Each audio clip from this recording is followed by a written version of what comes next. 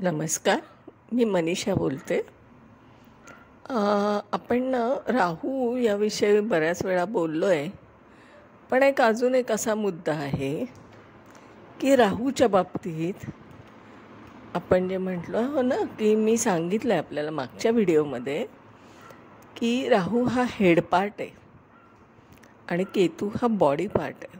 हा जो ॲक्सिस असतो ना जन्मकुंडलीमध्ये, त्याच्यावर आपण थोडा विचार जर वेगळा केला तर लक्षात येईल असा की राहू हे काय आहे, तर धातू आहे. धातू रिप्रेझेंट करतो. आणि तुमच्या लक्षात असं येईल की राहूच्या बाबतीत म्हणजे राहूचं नक्षत्र असू दे, राहू जिथे स्थित आहे तिथे बघा, तुम्ही त्या स्थानाशी बघा. ती जी नक्षत्र आहेत, जी तीन, त्याच्यातलं स्वाती नक्षत्र जे वायू तत्वात आहे आणि चर आहे बरं का. तर वायू तत्व म्हणजे काय, तर वारा कसाही वाहतो इकडे तिकडे तिकडे, त्याला काही आपण म्हणू शकत नाही की याच दिशेला वगैरे. तर त्याची जी वाहण्याची पद्धत आहे तसे मूड स्विंग्स असतात या लोकांचे. असं माझ्या खूप वेळा प्रिडिक्शनमध्ये लक्षात आलं आहे की खूप मूड स्विंग्स असतात. म्हणजे आत्ता हे तर नंतर ते, अशा पद्धतीने स्वाती नक्षत्र रिप्रेझेंट करतं. कारण ते एक तर चर आहे म्हणून चलायमान आहे, म्हणजे सारखी मूवमेंट आहे आणि मूड स्विंग्स खूप आहेत असे आढळतात बघा आपल्याला स्वाती नक्षत्रामध्ये. आणि मग काय होतं की मॅटेरियलिस्टिक लाईफमध्ये जास्त इंटरेस्ट असतो यांना. म्हणजे मेरा सपना मनी मनी असा एक प्रकारचा आपल्याला तिथे आढळतो बरं का गुण. म्हणजे त्यांचे स्वप्न असतं ना ते पैसा मिळवणं, मॅटेरियलिस्टिक लाईफमध्ये एन्जॉय करणं, अशा पद्धतीने एक कल जाणवतो तुम्हाला त्या प्रिडिक्शनमध्ये त्याचा. आणि ते एक स्पेसिफिक नक्षत्रावरच मी का बोलली आहे, तर ते मूड स्विंग्स खूप आपल्याला इतके प्रॉमिनंट दिसतात ना त्यांचे.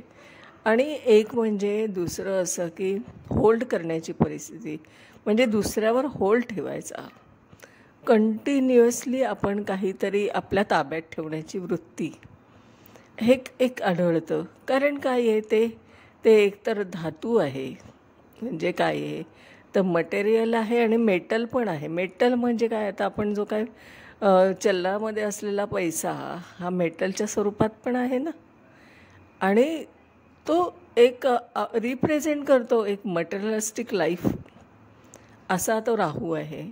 आणि तो राहू कारण ते हेडपार्ट आहे, तिथे माऊथ आहे. आणि मग माऊथ हे काय आहे, सारखं आपल्याला एक खाल्लं की दुसरं खावं असं वाटतं. आपण सारखी इच्छा निर्माण होते बघा, आपण म्हणजे टेस्ट बदल सारखा लागतो आपल्याला.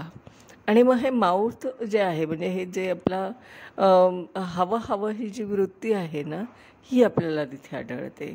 असं एकंदरीत बऱ्याच वेळा मला प्रिडिक्शनमधून आढळलं आहे की राहू हा थोडा वेगळ्या पद्धतीने पण विचार करायला पाहिजे बरं का आपल्याला. मग आपण त्या पद्धतीने जर थोडासा त्याच्याकडे बघितला ना, तर त्या व्यक्तीचं व्यक्तिमत्व पण आपल्याला थोडं रिफ्लेक्ट होताना दिसतं. तर अशा पद्धतीने हा एक थोडा वेगळा विचार राहूच्या बाबतीत आणि त्याच्या एका स्पेसिफिक नक्षत्राच्या बाबतीत मी आज बोलली आहे. मी आहे सौ मनीषा प्रदीप चव्हाण. मी आदित्य गार्डन सिटी, वारजे, पुणे इथे राहते. माझा मोबाईल नंबर आहे 9763787646. माझे ऑनलाईन प्रिडिक्शनचे क्लास आहेत, फलिततंत्र, जे की आपण लाईव्ह कुंडल्यांवर शिकत असतो. म्हणजे तुम्ही आणलेल्या कुंडल्यांवरच अभ्यास शिकत असतो. आपण पुस्तकातल्या कोणत्याही कुंडल्या घेऊन अभ्यास शिकत नाही आणि मी शिकवत पण नाही. दुसरं असं आहे की आपण ज्योतिषीय सल्ला, मार्गदर्शन, म्हणजे तुमच्या जन्मकुंडलीचं ॲनालिसिस करून तुम्हाला जे काय प्रश्न उपस्थित झाले असतील त्या संदर्भात, किंवा नसतील तरीसुद्धा जनरल प्रिडिक्शन आपण करू शकतो. तर हा जो काय आहे ना कन्सल्टिंग, ते पण आपण माझ्याकडून घेऊ शकता ही सर्विस. तिसरं असं की आपण पंचांगाची ओळख, म्हणजे पंचांग हे डेली हिंदू कॅलेंडरसारखंच आहे ना, आपल्याला तिथी कळली पाहिजे, आपल्याला जनरल लाईफमध्ये जे काय सणवार येतात ते माहीत पाहिजे. म्हणजे आपण एक पंचांग हे जाणून घेतलं पाहिजे.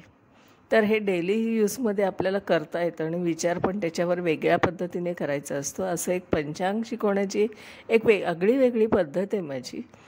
ते पण आपण शिकू शकता.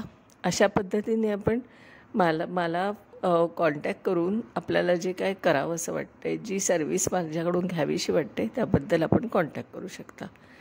आजच्या दिवसात इथेच थांबते. धन्यवाद.